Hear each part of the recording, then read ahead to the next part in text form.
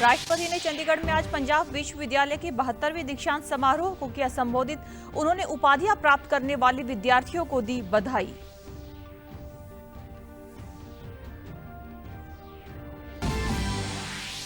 हरियाणा में हुए स्थानीय निकाय चुनाव की मतगणना जारी। 10 में से 8 नगर निगमों में भाजपा को मिली जीत।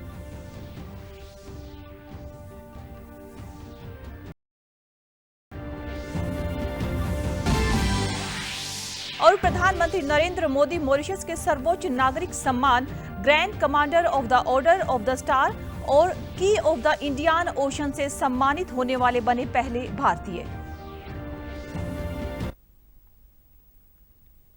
नमस्कार, चंडीगढ़ से आपका स्वागत है। मैं हूं पायल।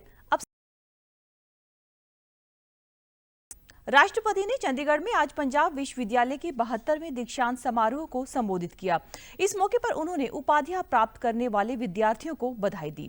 उन्होंने स्वर्ण पदक विजेताओं की प्रशंसा करते हुए डिग्री व रत्न पुरस्कार पाने वाले सभी विशिष्ट लोगों को विशेष बधाई दी। उन्होंने कहा कि किसी भी संस्थान या विद्यार्थियों के लिए दीक्षांत समारोह का दिन अत्यंत गर्व व खुशी का अवसर होता है। विद्यार्थियों की शैक्षणिक उत्कृष्टता तथा उपलब्धियों का जश्न मनाने का यह दिन भविष्य की यात्रा पर विचार करने का अवसर भी होता है।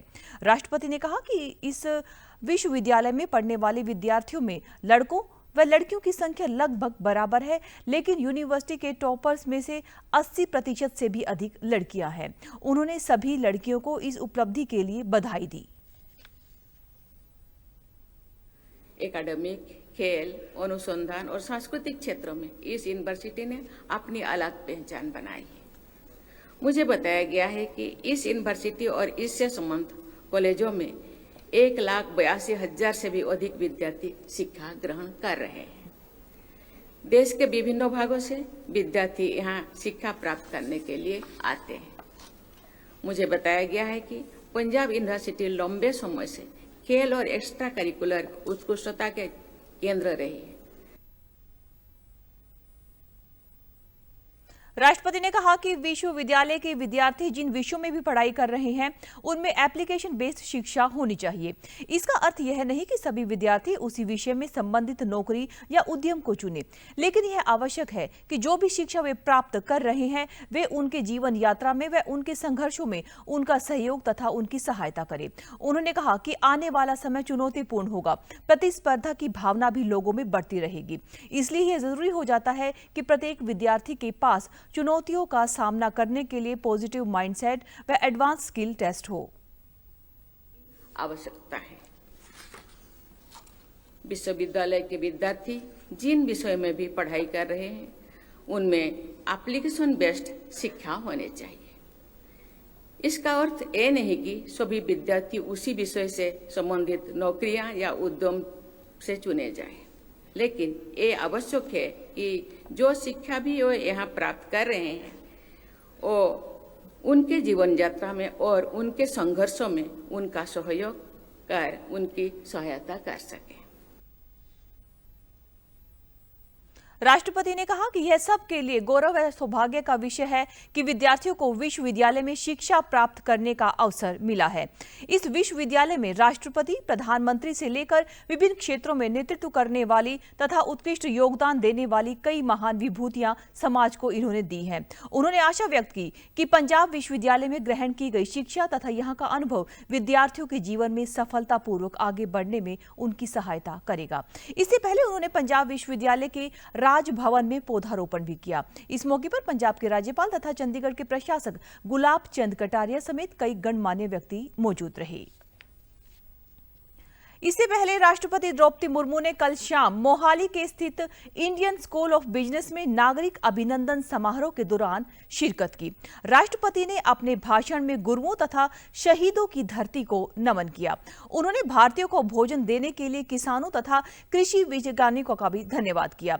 राष्ट्रपति ने खुशी जताते हुए कहा कि पंजाब की धरती पर किसी से भी भेदभाव नहीं किया जाता, जिसका उदाहरण है कि पंजाब की लड़कियां भी हर क्षेत्र में लड़कों से आगे हैं। व्यापक स्तर पर देखा जा रहा है। आज पूरे भारत के विवाह के उत्सवों में पंजाब का प्रभाव दिखाई देता है। पंजाब के लोगों ने सेवा और समर्पण के अनेक आदर्श प्रस्तुत किए हैं। पूरे विश्व में गुरुद्वारे का लंगर बिना किसी भेदभाव के सभी लोगों के लिए खुला जाता है। पर्यावरण के अनुकूल खेती करते हुए एक बार फिर कृषि के क्षेत्र में पूरे देश को नेतृत्व प्रदान करेंगे। समारोह के दौरान पंजाब के मुख्यमंत्री भगवंत सिंह मान ने राष्ट्रपति का गर्मजोशी से स्वागत किया। मुख्यमंत्री ने कहा कि राष्ट्रपति की फेरी राज्य के इतिहास में सुनहरा दिन है और इस मौके पर हर पंजाबी बेहद खुश है। जैसा कि मेरे से पहले बोला गया, वो बच्चों के लिए और अपकमिंग हमारे भारत के फ्यूचर के लिए जिन्होंने आगे देश को अलग अलग फील्ड में रिप्रेजेंट करना है, उनके लिए बहुत प्रेरणादायक है। तो पूरा दिन अमृतसर में इन्होंने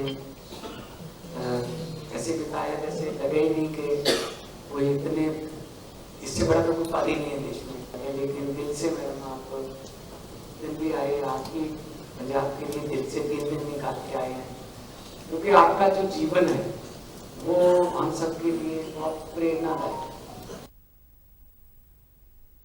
इस मौके पर हरियाणा के राज्यपाल बंडारू दत्तात्रेय, पंजाब एवं हरियाणा हाईकोर्ट के मुख्य न्यायाधीश जस्टिस शीर नागू, पंजाब विधानसभा के स्पीकर कुलतार सिंह संधवा और अन्य गणमान्य उपस्थित थे। हरियाणा में हुए स्थानीय निकायों के चुनाव की आज मतगणना की जा रही है। 10 नगर निगमों में से 8 के नतीजे आ गए हैं। भाजपा गुरुग्राम, रोहतक, हिसार, करनाल, अंबाला, सोनीपत व फरीदाबाद नगर निगम में मेयर का चुनाव जीत गई है। मानेसर में निर्दलीय उम्मीदवार इंद्रजीत यादव ने जीत हासिल की है, तो वहीं यमुनानगर तथा पानीपत निगम में भी भाजपा आगे चल रही है। करनाल में भाजपा की रेणु बाला ने कांग्रेस के मनोज वाधवा को 25,000 से अधिक वोटों से हराया। करनाल में तीसरी बार भाजपा को जीत मिली है। अंबाला तथा सोनीपत मेयर के उपचुनाव में दोनों जगहों पर भाजपा प्रत्याशी विजयी रहे। अंबाला में शैलजा सचदेवा तथा सोनीपत में राजीव जैन को जिताने में ये सफल रहे। रोहतक नगर निगम में भी मेयर के लिए भाजपा के राम अवतार वाल्मीकि, गुरुग्राम में राजरानी मल्होत्रा, हिसार में परवीन पोपली ने जीत दर्ज की है। फरीदाबाद नगर निगम में भाजपा की प्रवीण जोशी ने 4 लाख से अधिक वोटों से विजय प्राप्त की है। कुछ जगहों पर आधिकारिक पुष्टि होना अभी बाकी है। इसके अलावा कई स्थानों पर नगर पालिका तथा नगर परिषद में अध्यक्ष तथा सदस्यों के चुनाव नतीजे भी सामने आ रहे हैं। प्रधानमंत्री नरेंद्र मोदी मॉरिशस के सर्वोच्च नागरिक सम्मान grand commander of the order of the star और की ऑफ द इंडियन ओशन से सम्मानित होने वाले पहले भारतीय बन गए हैं। मॉरिशस के प्रधानमंत्री डॉक्टर नवीन चंद्र राम गुलाम ने कल शाम पोर्ट लुइस में भारतीय प्रवासियों के एक कार्यक्रम के दौरान प्रधानमंत्री मोदी को सम्मान प्रदान करने की घोषणा की। यह प्रधानमंत्री को मिलने वाला इस तरह का 21वां सम्मान है। प्रधानमंत्री मोदी ने भारतीय समुदाय को संबोधित करते हुए देश के सर्वोच्च नागरिक सम्मान से सम्मानित होने पर मॉरिशस के लोगों तथा उनकी सरकार को धन्यवाद दिया। उन्होंने कहा कि यह सिर्फ उनके लिए सम्मान नहीं है, बल्कि भारत और मॉरिशस के बीच ऐतिहासिक संबंधों का सम्मान है। प्रधानमंत्री ने कहा कि दोनों के बीच गहरे सांस्कृतिक संबंध प्रवासी भारतीयों की गर्मजोशी में स्पष्ट दिखाई देते हैं। प्रधानमंत्री ने अपने मॉरिशस के प्रधानमंत्री नवीन राम गुलाम और उनकी पत्नी वीना राम गुलाम को overseas citizen of India OCI card जारी करने की घोषणा भी की। वर्ष 1930 में आज ही के दिन महात्मा गांधी ने सत्य व अहिंसा के बल पर ब्रिटिश हुकूमत के खिलाफ ऐतिहासिक दांडी यात्रा शुरू की थी। प्रधानमंत्री ने दांडी मार्च में भाग लेने वाले लोगों को याद किया। अपने सोशल मीडिया प्लेटफॉर्म X पर पोस्ट करके हुए PM ने लिखा, आज हम उन सभी लोगों को श्रद्धांजलि देते हैं जिन्होंने ऐतिहासिक दांडी मार्च में भाग लिया था, जो भारत के स्वतंत्रता संग्राम का एक निर्णायक अध्याय है। महात्मा गांधी के नेतृत्व में इस मार्च ने आत्मनिर्भरता और स्वतंत्रता के लिए एक राष्ट्रव्यापी आंदोलन को प्रज्वलित किया। दांडी मार्च में भाग लेने वाले सभी लोगों का साहस, बलिदान, सत्य और अहिंसा के प्रति उनकी अटूट प्रतिबद्धता पीढ़ियों को प्रेरित करती रहेगी।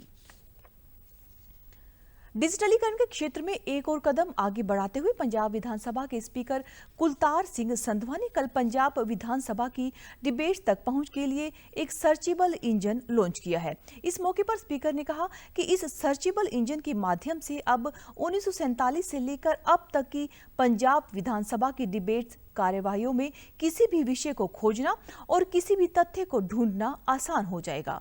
उन्होंने बताया कि यह सर्चेबल इंजन पंजाबी विश्वविद्यालय पटियाला, IIT हैदराबाद और CDEC नोएडा के सहयोग से तैयार किया गया है। इन परियोजनाओं के लॉन्च होने से पंजाब विधानसभा देश की पहली विधानसभा बन गई है जिसने विधायकों की सुविधा के लिए एक संपूर्ण समाधान तैयार किया है। इसके लिए विधायकों और विभिन्न विभागों को बाकायदा प्रशिक्षण भी दिया जाएगा। संधवा ने जोर देकर कहा कि पंजाब में आम आदमी पार्टी की सरकार के बाद पंजाब विधानसभा को आधुनिक और हाईटेक बनाने के लिए ठोस प्रयास किए गए हैं। उन्होंने यह भी बताया कि इस समय पंजाब विधानसभा के सत्र नेवा पोर्टल के माध्यम से पेपरलेस चलाए जा रहे हैं। उन्होंने कहा कि इसके अलावा पहली बार पंजाब विधानसभा के सभी सत्रों का सीधा प्रसारण यूट्यूब और पंजाब सरकार के सोशल मीडिया चैनलों पर भी किया जा रहा है। नरमा की बुआई के मौसम की शुरुआत को ध्यान में रखते हुए पंजाब कृषि एवं किसान कल्याण विभाग ने राज्य भर के किसानों के लिए पंजाब कृषि विश्वविद्यालय द्वारा प्रमाणित कपास के बीजों की उपलब्धता सुनिश्चित करते हुए सफेद सोना कही जाने वाली नरमा की फसल के अधीन क्षेत्र को बढ़ाने के प्रयास तेज कर दिए हैं।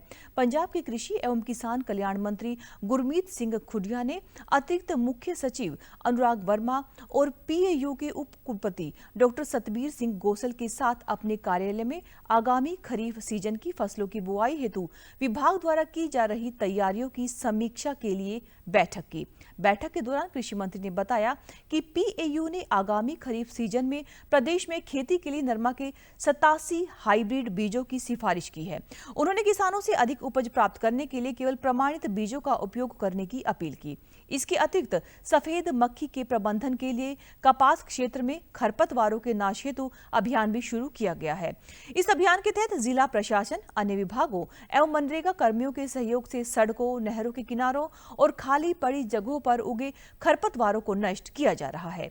पंजाब मंडी बोर्ड के अधिकारियों के सहयोग से जीनिंग फैक्ट्रियों में गुलाबी सुंडी की रोकथाम हेतु गतिविधियां चलाई जा रही हैं और कपास के स्टॉक को फ्यूमिगेशन किया जाएगा। कृषि मंत्री ने किसानों से खेती संबंधी सभी खरीदारी, विशेष रूप से बीज और खाद के उचित रसीद प्राप्त करने की अपील की। उन्होंने विभाग के अधिकारियों को गुणवत्तापूर्ण बीज एवं खाद की उपलब्धता सुनिश्चित करने तथा बीज एवं खाद भंडारों की नियमित जांच करने के निर्देश भी दिए। पंजाब सरकार आगामी रबी मंडीकरण सीजन के लिए आवश्यक भंडारण क्षमता सुनिश्चित करने के लिए पूरी तरह से प्रतिबद्ध है। पंजाब के खाद्य नागरिक आपूर्ति और उपभोक्ता मामले के मंत्री लालचंद कटारू चक ने चंडीगढ़ के सेक्टर 39 में पड़ते अनाज भवन में RMS 2025-26 के संबंध में खरीद प्रबंधों की समीक्षा की। इस दौरान मंत्री ने जानकारी दी कि 124 लाख मीट्रिक टन गेहूं की खरीद का लक्ष्य रखा गया है, लेकिन 132 लाख मीट्रिक टन की खरीद के लिए पुख्ता प्रबंध किए गए हैं। इसके अलावा 1864 नियमित खरीद केंद्र खोले गए हैं और पूरी फसल की खरीद पर 2425 रुपए प्रति क्विंटल के न्यूनतम समर्थन मूल्य पर की जाएगी। उन्होंने कहा कि जिला खाद्य आपूर्ति निदेशकों द्वारा पिछले खरीफ सीजन से संबंधित चावल की मिलिंग प्रक्रिया में तेजी लाई जाए ताकि 2025-26 की रबी सीजन के दौरान भंडारण संबंधी किसी भी कठिनाई का सामना न करना पड़े।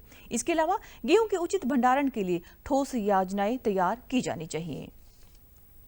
और आप हमारे समाचार YouTube channel DD news Chandigarh, Facebook YouTube channel DD news Chandigarh और social media X DD news CHD पर भी देख सकते हैं। तो समाचारों में आज के लिए बस इतना ही। नमस्कार।